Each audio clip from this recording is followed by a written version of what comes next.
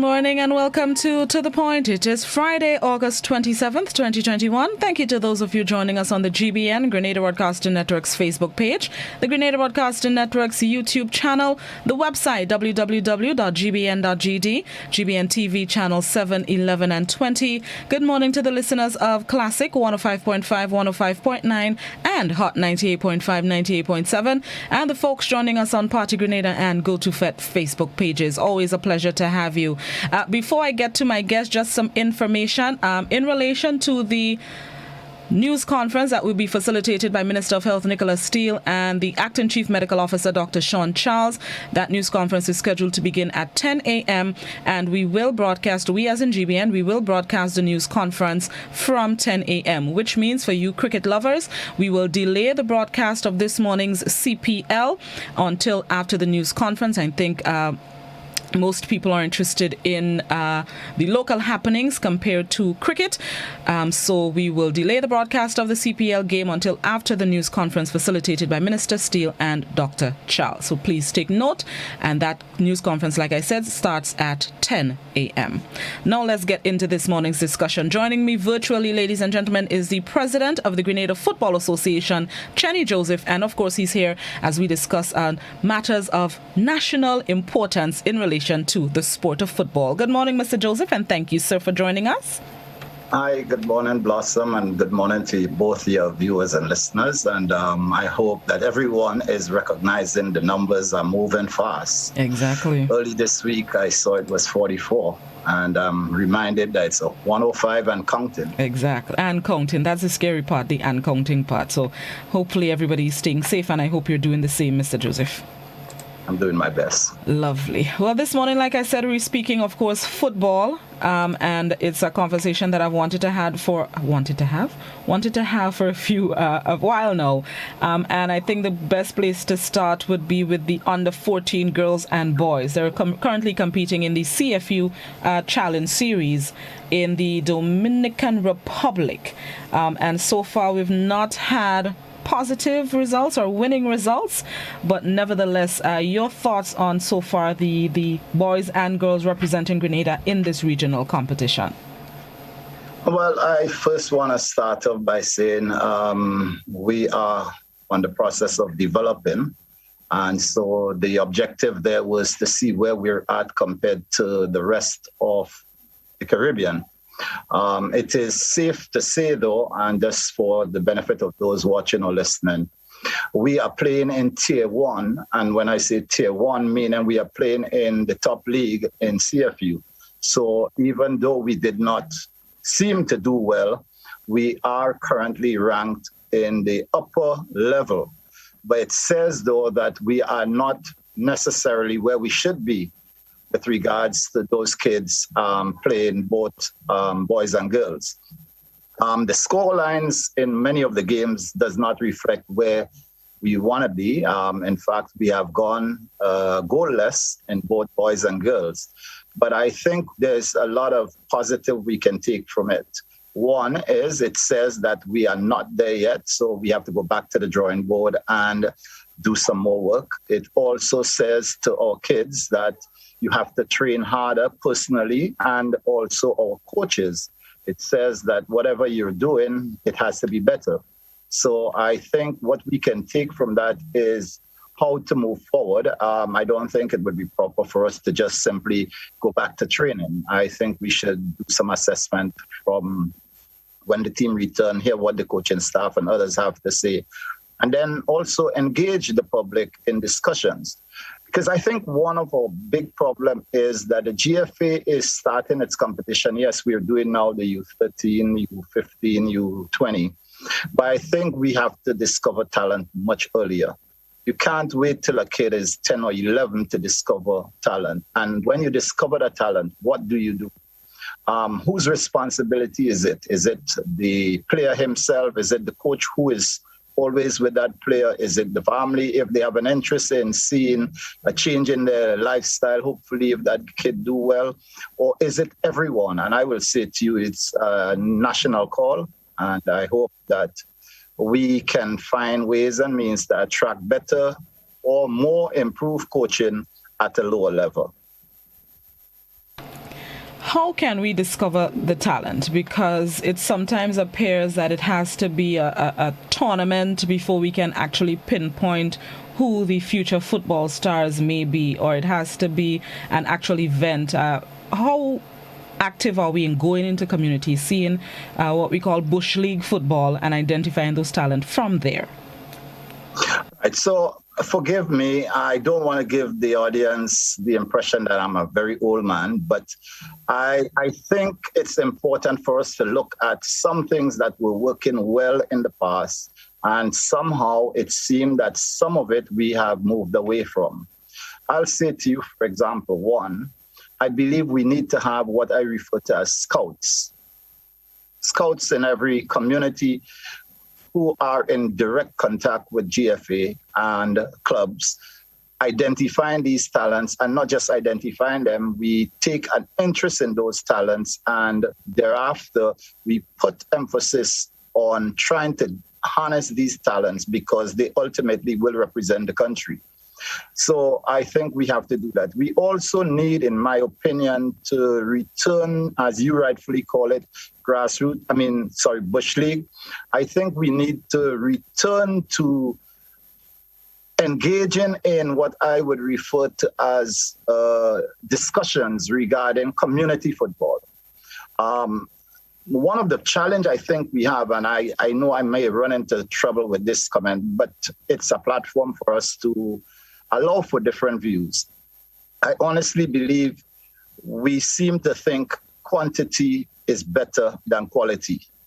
And it is an area of concern I have. I mean, I'm not bashing anyone, or I'm not targeting any specific community or parish. But for example, I'll say to you, it's not doing good for St. George's football, where there are 19 clubs in St. George's and only 2 are in the Premiership, but yet for all, they are not in the top 5.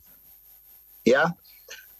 So it's an area of concern. What I believe should happen in order for us to start getting quality, every person who wants to play football should not feel, but let me apply to GFA and become a member.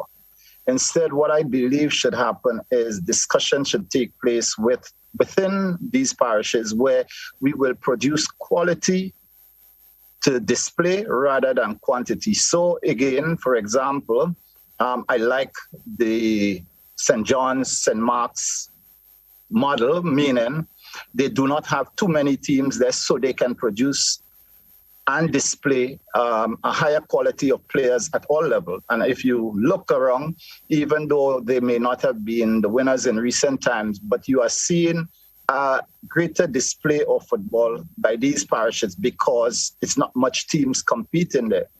I'm not beating up on St. George's, as I stated, but I don't think it's helping Grenada football, where we have 19 clubs in St. George's. And when you go to watch any game, you're not seeing the kind of quality you want to see. What I feel can happen as an option is look at how we can have a higher quality of football at the highest division in GFA, and see how that might attract younger players to want to be there. So it's a discussion that we can take to any level or any direction, but I believe that along with greater coaching educators at the lower level. If I could use the school system as an example, if you don't have quality teachers, you are basically mass producing students. So you need good teachers in order to allow for better students to emerge. And I don't think enough emphasis has been placed by communities, clubs, and others at the younger level, from 5, 6 to, let's say, 12, 13. We need greater quality coming from there, and then you will see that transferred to our national under 15, under 17, under 20, and senior national team. Another area that I have interest in is women's football. Not just because I'm a woman, but I feel that's another area that more emphasis needs to be placed. Developing women's football or female footballers, you barely hear about them And then when you do hear about them after a tournament is completed, you don't really hear anything after that. How are we working on developing our female footballers? There are a few approaches we can take. One, again, just like the men, we must put emphasis on grassroots. In other words, the girls who are emerging or females, who are emerging, should emerge from a younger age, 5, 6. I'm glad that most parents are moving away from that old taboo, if I can call it that way, where football was predominantly male sport. They have seen now that we can emerge. I don't want the main motivation for any female listening to think, well, I get to travel at age 12 or 13 now with representing Grenada. But there are more opportunities for more people in football than any other sport here in Grenada currently for female.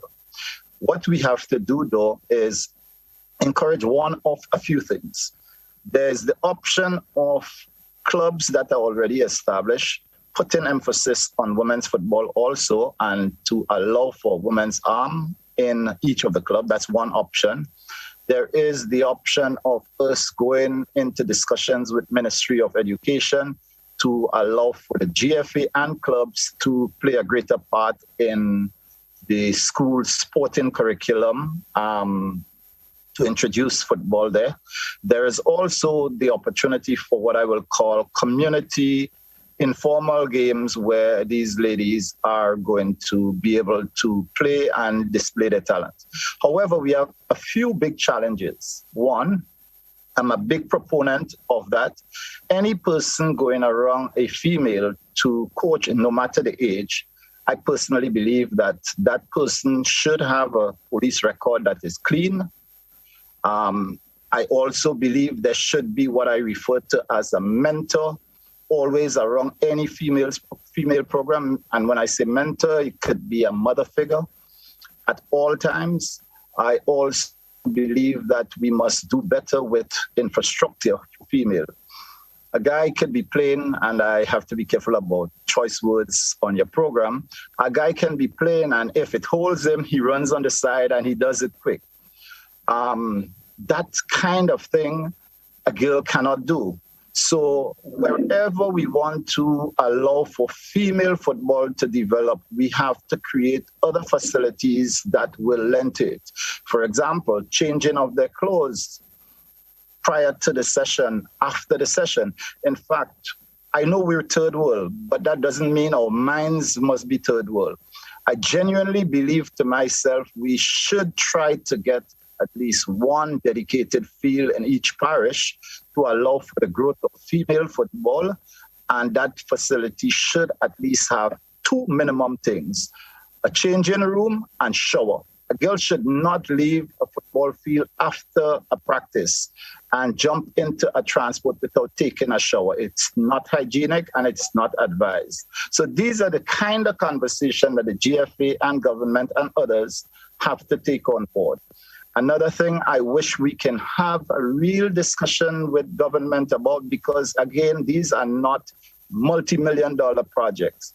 I believe if we really want to introduce girls football in Grenada, if we can at least start with 2 or 3 mini pitches where everything is right there, the changing room, the restroom, if I could call it that way, shower, and that mini pitch where these girls can touch the ball a lot. It's a small pitch, like the size of a basketball court, so that they can go in a safe environment, not be intimidated by others, and just get to love the game. These are some of the things we need.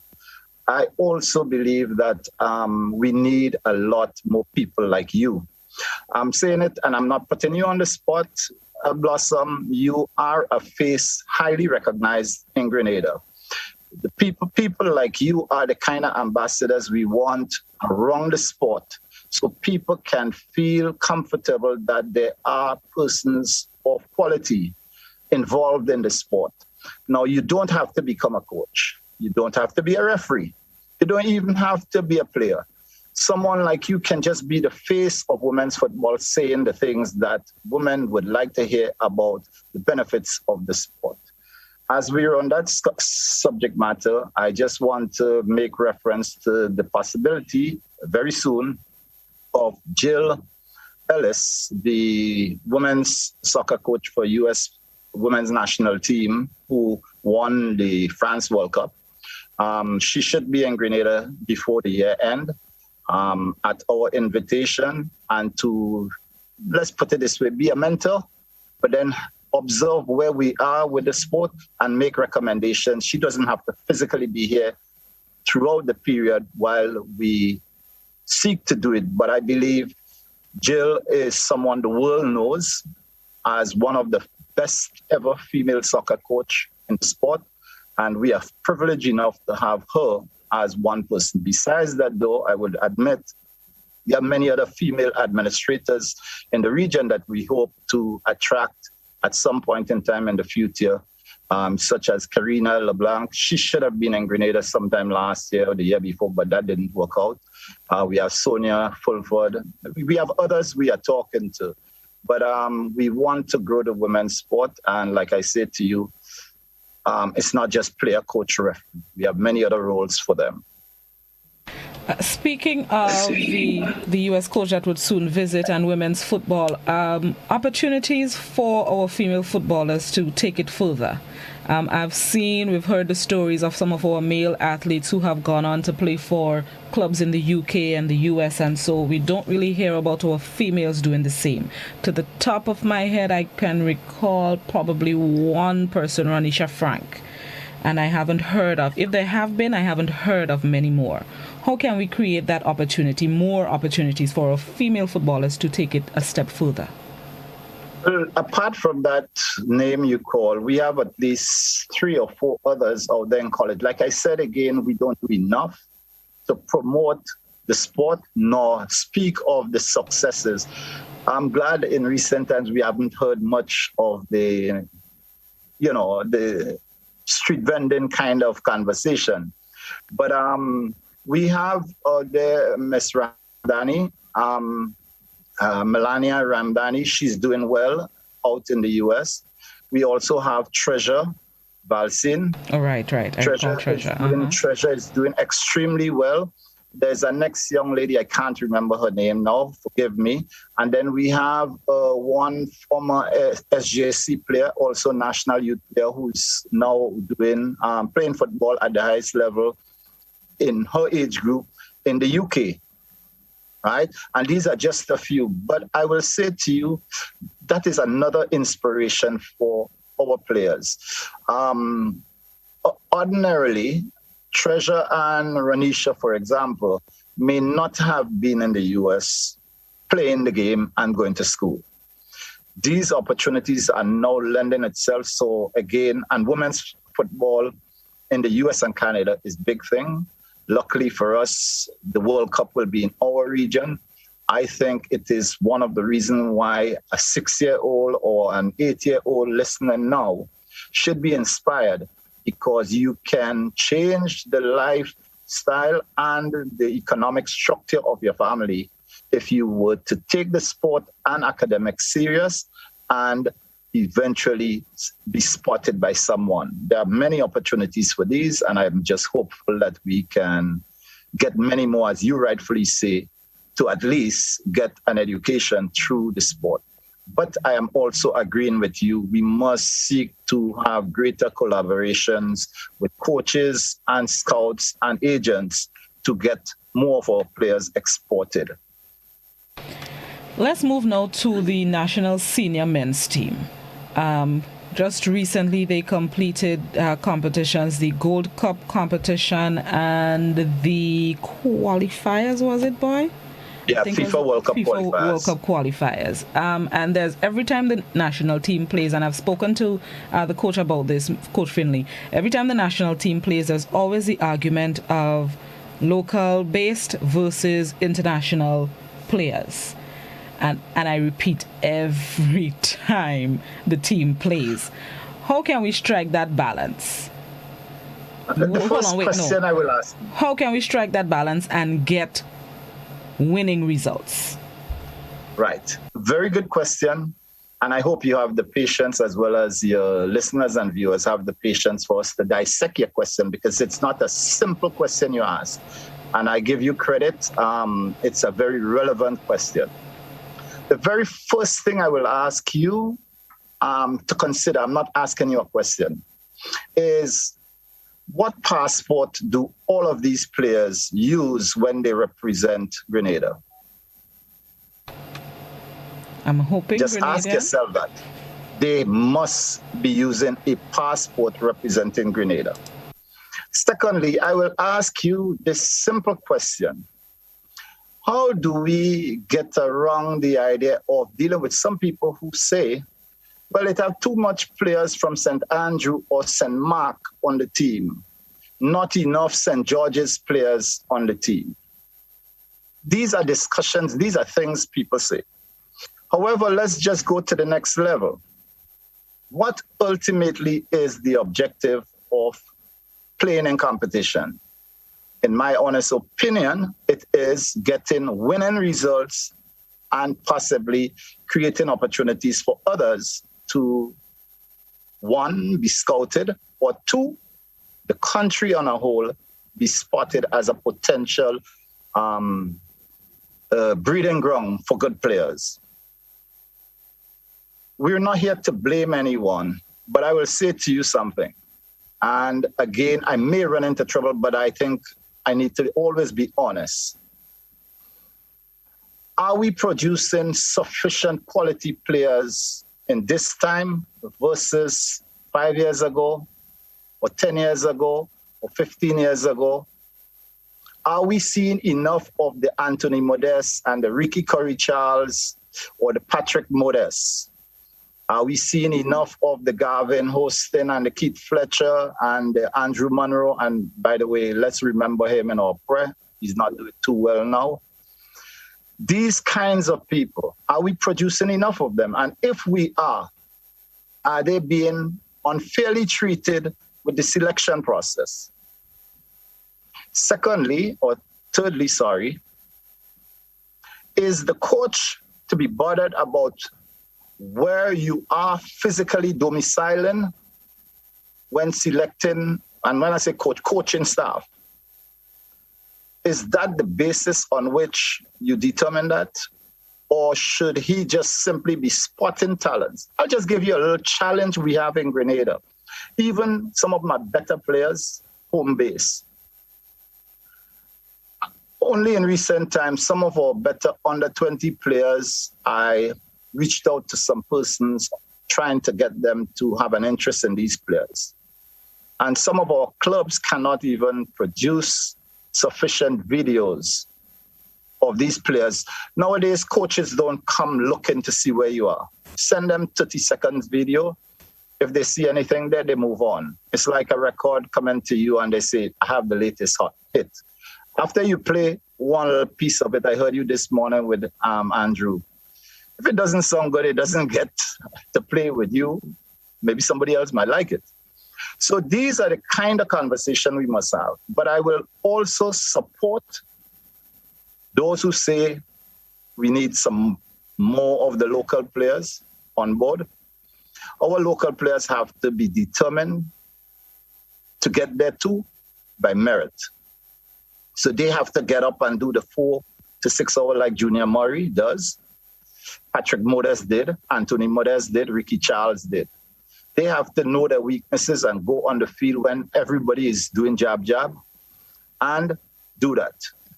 One big challenge I've seen, and I say that often, and I might have said it on your program before. If Marshall Montano, or even our good friends, Lil Natty and Thunder, when they have a show, they are in the studio or somewhere mastering their craft. You don't see them spend time on the football field when they have a big show tomorrow. They are there in the studio or wherever. On the contrary, some of our footballers, they have a big game in 1 week time, but Daigo has an event or the Sates Jab, they're in it. Their big show is really on the playing field.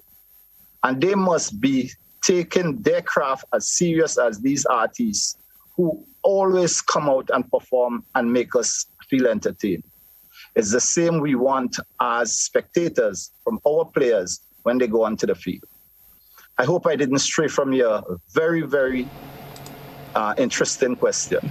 Not really, but it brought up something else as well. The need for us to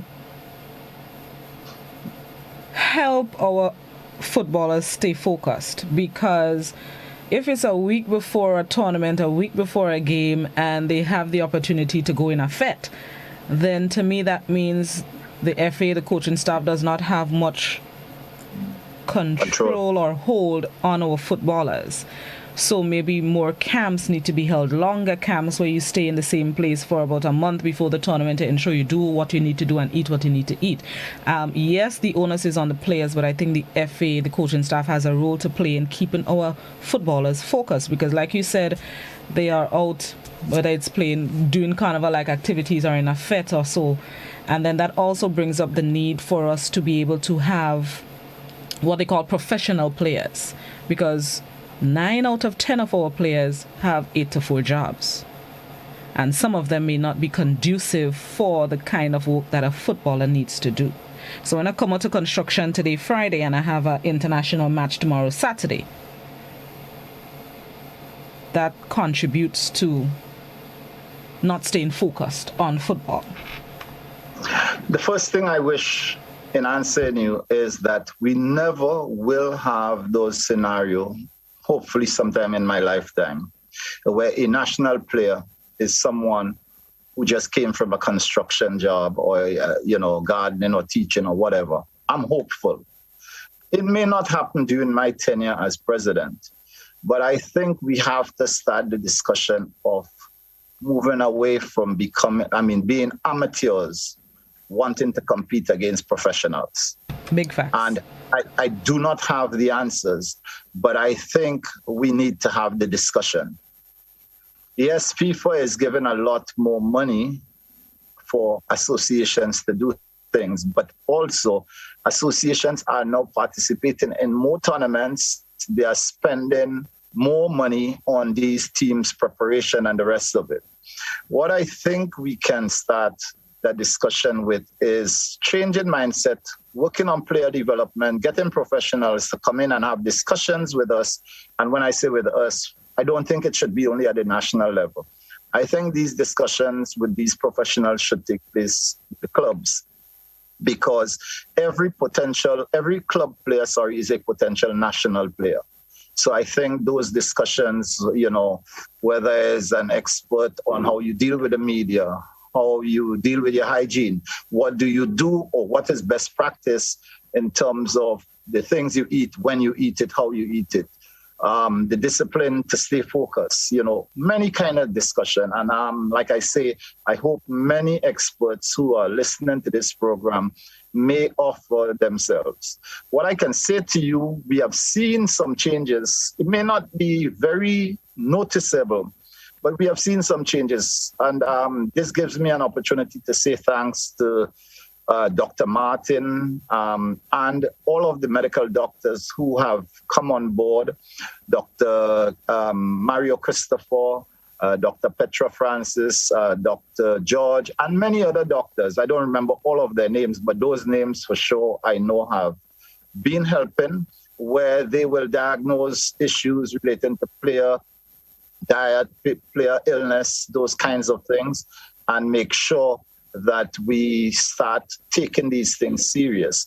Also, just to support your point, I think where we can possibly do some more work is trying to do the same with our coaches. Because remember, the coaches are technically influencers on these players. So if the coach lifestyle also out there in the public is one that the public notices a little bit of a concern, then already we're failing, because that player who has to deal with his mentor during a game is having a compromised professor in front of his classroom telling him about the subject matter.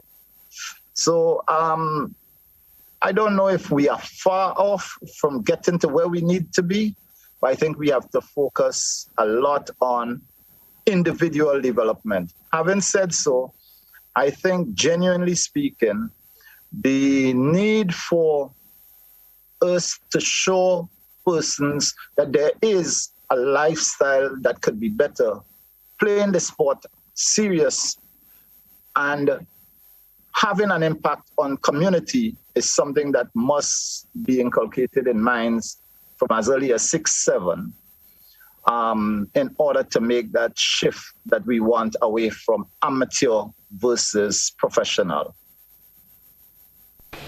All right, fair enough. Let's take you didn't seem to be convinced with my response, but never mind. Not fully. Not fully. I still want the champion for professional homegrown team in a tournament. Unless we have a league that is professional, we will never have a professional player home base. Right. So hence the reason why I'm saying to you, the discussion probably could be to have a professional league here. Is it one that you will do with club versus parish or franchise? I'm not sure. Hence the reason why the discussion must continue.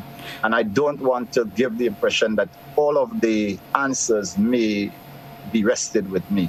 So what needs to happen for there to be a professional league then? Because if that's what we need, then we need to be making steps toward that. I think the FA has been in existence long enough for us to at least get there.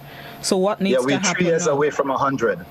So you see, so 97 years and we're not at a professional league level yet. What needs to happen then? Right. So you have to change mindset. I use me as an example. I'm from River Road.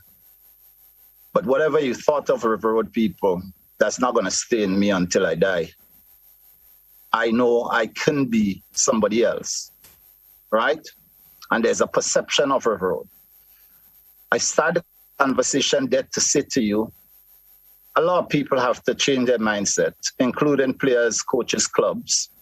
But I honestly say, and I hope I don't get into trouble saying that, government also has to change their mindset. And when I say that, meaning there's a perception, not just by government, by many, including some potential partners, that GFA have a lot of money. And because of that, they don't need any help. We have to change it. I spoke to my Minister of Sport sometime recently, and I said to her, Minister, I may run into trouble saying it, but it is a fact. We can play 25 sports in Grenada, but I think if government has a 10-year policy whereby we're going to change the economic landscape of this country by producing some professionals in at least 2 or 3 sports, I think it will do good for the country. And I say openly to you, track and field, football, beach volleyball, and cricket are 4 of the sport, I believe, where the possibility exists that could happen. Cricket has been the most successful with that, but we have not been consistent. Devon Smith and, Andrew Fletcher. Andrew Fletcher. Their lifestyle has not just changed for themselves. They have impacted on others in their community with their success. Dwight York, Russell Latapy, Trinidad is an area where you can use as an example. And I believe we have many of those types of players here. So maybe if we could do a 10-year strategic plan where Grenada's sporting men and women in at least 2 or 3 sports can excel to another level, it's possibly an opportunity we should look at. I listened to Ray Roberts recently, and I support what Ray said. Maybe we can start with a Sporting Excellence Academy. I saw St. Lucia has started it, by the way. It's too soon to say if it's bringing result. They did it only 2 years ago. They started it, but they have opened an entire school where only the emerging talents are attended and the focus is on the specific sporting discipline and education. Maybe it's an opportunity we need to consider. Maybe. Let's take a break, Mr. Joseph, and then we're going to come back and continue the discussion as well as field some questions from members of the public. This is To The Point. We're speaking with President of the Grenada Football Association, Cheney Joseph. We'll be right back.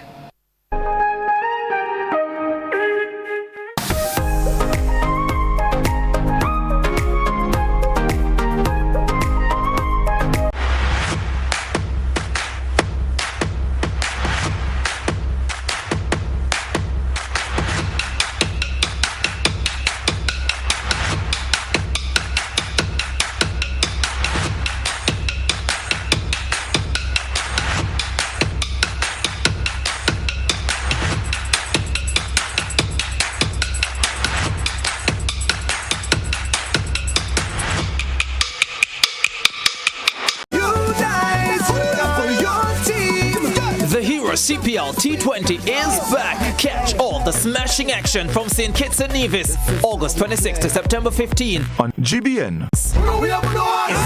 Play. Experience the Gospel of Mark like never before with Pastor Oksu Park, the founder of Christian Leaders Fellowship, a fast-growing global movement of over 800,000 church leaders. In his 60 years of ministry and mission work, Pastor Park has delivered 1,200 life-changing sermons each year, and his broadcasts have aired across 125 countries worldwide. Join him for this deep dive into the Gospel of Mark and find your way to salvation and the heart of God.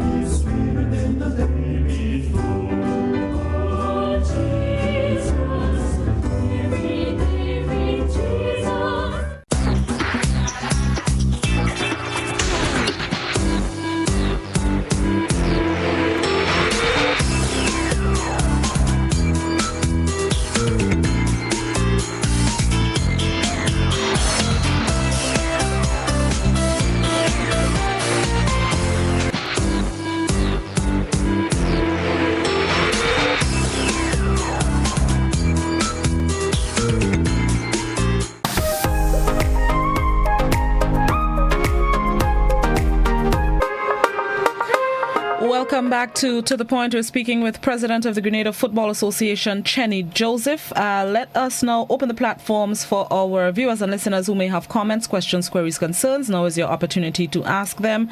The landline number is 435-2041. The WhatsApp number is also 435-2041. Please, only written messages on WhatsApp. And you can post your comments, questions, queries, concerns on the Facebook page and YouTube channel. Let me start with a WhatsApp question. Somebody on WhatsApp asks, what is the situation of engaging senior coaches like Nat Simpson and Ali DeBellat to help with the development of players? Well, I'll answer by saying both gentlemen are part of our technical and youth development committee. The Technical and Youth Development Committee is that committee which establishes the pathway in terms of their ideas and experience, except the person is saying physically for them to be a coach of a team. And I don't know at what level they're saying, whether they mean should we make them a national coach, that kind of thing. Both have served Grenada well. In fact, I as a player have played under them as a national player, and I've stopped playing since '98. What I will say, though, is that I honestly feel to myself, persons like Nat Simpson, Roderick Griffith, Norris Wilson, Ali DeBellat, Ashley Fawkes, and people of that type, I think they should be serving more like mentors throughout the country. I have had those discussions with them in the past. I think, however, in being part of the GFA's program, I think they probably can help us well if we can get these kinds of people identifying early talent and help us make sure that the talents are properly harnessed even before they go to national programs. That's just an opinion I have on that process. All right, let's go to the phone lines. Good morning, caller. Good morning. Morning. Yes. I was bathing on the beach some time ago, and a group of young men were playing football on the beach in the sand. They were maybe around 12 years old, 11, 12 years old, and I was admiring them playing on the sand. Now, one of the young men, I saw him, he was very skillful, and I was wondering, I said, how he could be so skillful. He was very, very skillful, and he was showing quite a lot of talent. Now, I got out of the water and I started speaking to him. You know, he's got his name. He's a GBSS student and things like that. Now, the question I want to ask Mr. Cheney is that what method or what approach are we using to spot players? Thank you very much. Thank you very much, caller. So, Joseph? Right. So at present, what is being done, we use our parish coaches. We have parish coaches in each of the parish, including Karakou, who are in the communities, in schools, close to clubs, to allow us the opportunity to be informed on any talent they see. We also very often ask the clubs to advise us of the talents they have. But like I said earlier on, I believe there should be a specific group of persons who I refer to as scouts. They don't have to be coaches. They don't have to be aligned to any club. And wherever they see a talent, they take the basic information, they provide it to the coaches, and then we then pursue that player or players and make sure that we continue to show interest in them. I don't think it's a formal way in which we do it. We rely on our youth competitions and club competitions to select players. Again, that 90% of the time, the coaches are the ones who determine who eventually makes a national team. I have a question from the GBN newsroom. One of the reporters told me to... Huh? Is it from Joe? No, not Joe. Oh. The reporter wants me to ask, is it true 2 of the boys on the under 14 team in the CFU tournament tested positive for COVID on arrival at Dominican Republic? They tested negative on departure from Grenada. Really? Wow. No, I didn't hear that. No, it's not 2, but yes, there is 1 positive case of a Grenadian who went out. On the under 14 team? On the under 14 team. Can you highlight how it's being managed in terms of his isolation? Dr. Martin would be the best person to answer that, because I was informed that, I'm kind of on the spot here. Understood. Prior to today, you would not have heard me mention anything. But yes, I was informed about that the minute time it was discovered. And Dr. Martin, Francis Martin, he's the one handling it. I know he has spoken to the family of that person. I don't know who else he's spoken to, so I don't want to assume, but I suspect he will speak to Dr. Sean Charles and others. And the answer is yes, the guy had 2 or 3 tests done, and it was positive. That's in the DR, although when he left Grenada, he left with a negative. When are they expected back in the island, though? I'm just curious about this. I think they're expected back somewhere around the weekend or next week, sorry. Okay. No, it would be the weekend now because they have played, and because some teams did not make the trip, their journey out there is a shorter one. Okay. I was just wondering, if it'll be quarantined and the team will leave him there. Yeah, well, he has been isolated. But the team won't leave him in DR? No, they won't leave him. Okay, all right. That's what I was they won't curious about. Okay. Yeah. All right, let me see. Landline, no landline. So let me go to Facebook. Questions on Facebook. Okay, so somebody made a comment on Facebook. Y'all are sometimes disrespectful to local-based players. Yes, foreign-based players deserve a fair chance, but local-based players are most times treated as second class. Well, first, I will respect the person's comment, and we can't, try to respond to every comment that is contrary to how we believe. That's from that person's perspective. But I also will say to that person that administrators do not get involved in the selection of national teams. And at least I've been around for 10 years, and I know it's the coaching staff that always select the national team. A comment on WhatsApp. Somebody says, despite Grenada's loss last night against Puerto Rico, I just want to commend the team, but specifically the goalkeeper, Kishona Latouche. So just some kudos I wanted to share. Actually, I just during the break read a message from the head of delegation, that's the director for women's football in Grenada. That's Miss Renee Samuel, who's out there also. And she did say that notwithstanding the results of those matches, she thinks there's a lot of things they picked up positive from the trip out there, and the girls, in fact, feel comfortable about their performance. Yeah, I agree. Sometimes it's not all about winning. Sometimes just the experience and being able to show your skills is a commendable job. So I agree with that. Somebody on WhatsApp, hold on, landline? No? All right. So somebody on WhatsApp, no, landline. Sorry. Good morning, caller. Yeah, morning. Morning. Yeah, I want to talk to Mr. Cheney. Yes, go right ahead. Yeah, Mr. Cheney, the academy is very, very important. I think you have to focus on the academy. There's a soccer academy. You know, it is so important to do it, and not just for soccer, but for track and field, like you indicated. So, like maybe you choose one of the secondary schools, like SAS or GBSS.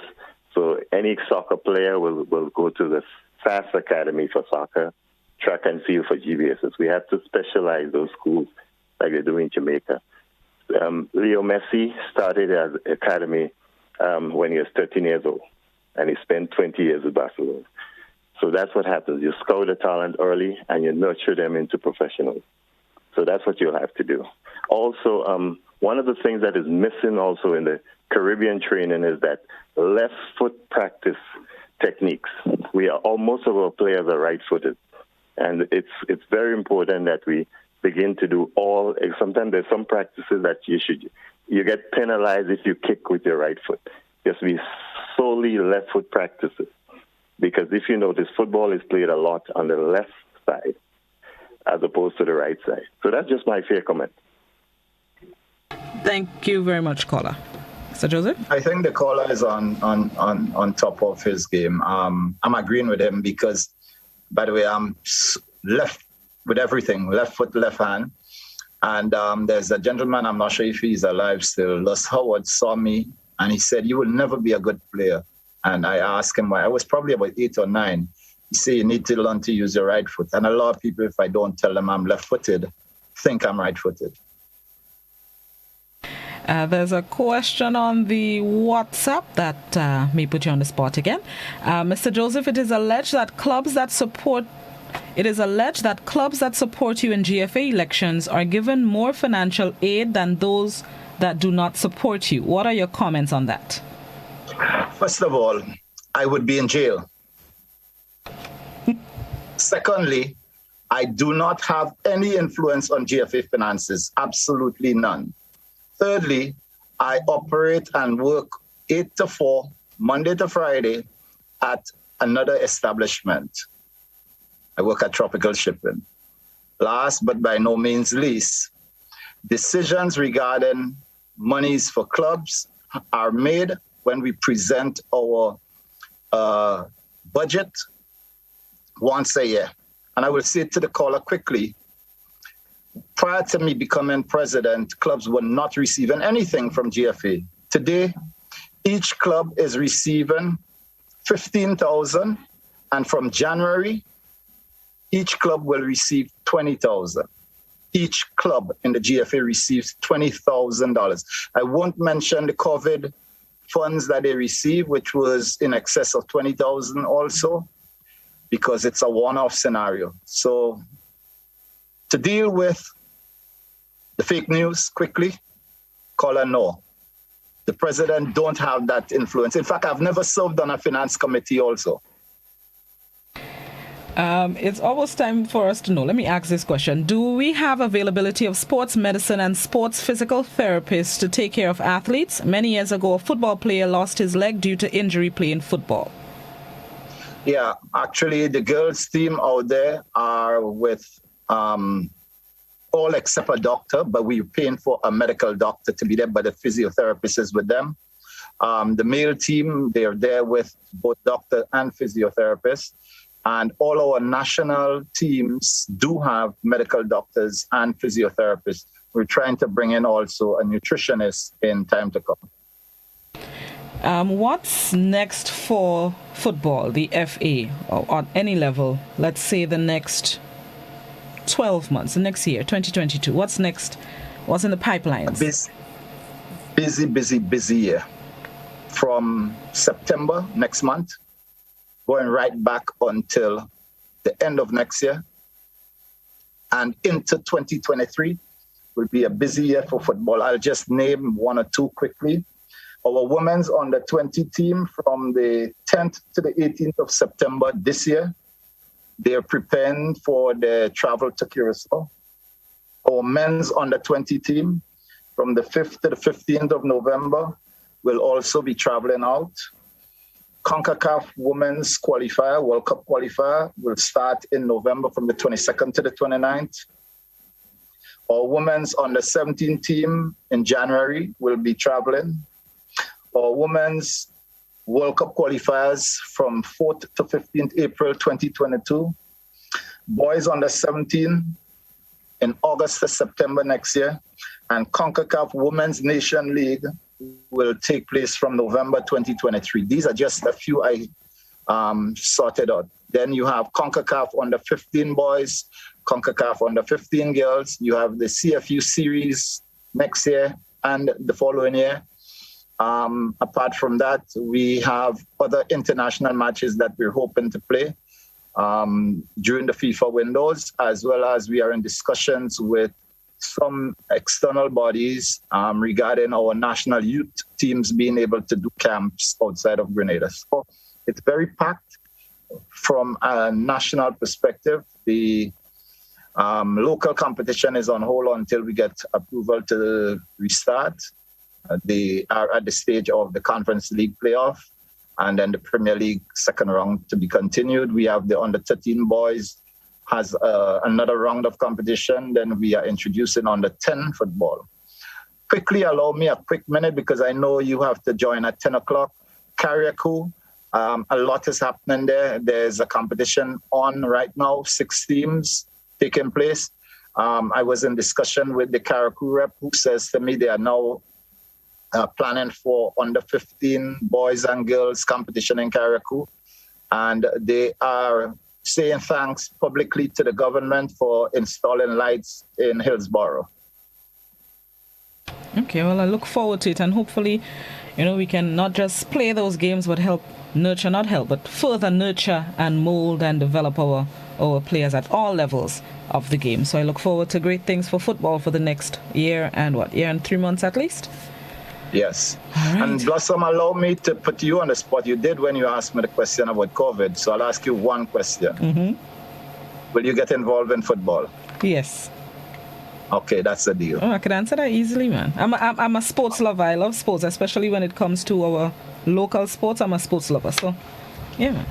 And I'll just say that for the public's benefit now, if you don't mind. When Blossom was first discovered on the screen, it was my mom who was pretending to be your mom, is it, or your grandmom? My mother. All right. So it was my mom playing the role of your mom. I will never forget that. Oh, yes, in truth. Telling me? Okay. All right. Fair enough, boss. Thank you very much, Mr. Joseph. Have yourself a good day and continue to stay safe. And thank you for the time. No problem. God bless. Bless. President of the Grenada Football Association, Cheney Joseph, talking things of international importance because we have international teams. We thank him for being our guest, and thank you, viewers and listeners, for tuning in to the point this morning. Always appreciate your listenership and your viewership. Thank you so very much for your time and your company. We are now about 3.5 minutes away from what is the scheduled start of a news conference to be facilitated by Minister of Health Nicholas Steele and the Acting Chief Medical Officer Dr. Sean Charles. The gentlemen are expected to address Grenada's current epidemiological situation with 105 active COVID-19 cases and new measures, new restrictions, protocols, rules and regulations going forward are expected to be announced during the news conference. We will carry it live on most GBN platforms, all GBN platforms. I'm Hot as well. So Hot 98 Classic, GBN TV, the website, social media. So tune in to hear the discussion from Minister Steele and Dr. Charles. For the cricket lovers who are waiting for this morning's game, we will start the broadcast after the news conference. So stay tuned to Classic and GBN as well as the other platforms including Hot 98. In the meantime, enjoy the rest of your Friday. Have a safe, enjoyable, COVID-19 restricted weekend, and I'll see you all on Monday, God willing.